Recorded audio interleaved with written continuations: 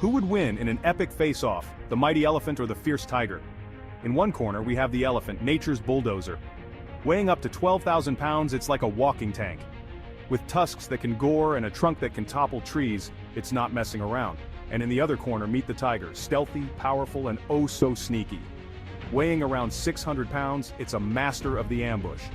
Tigers have sharp claws and jaws strong enough to crush bones.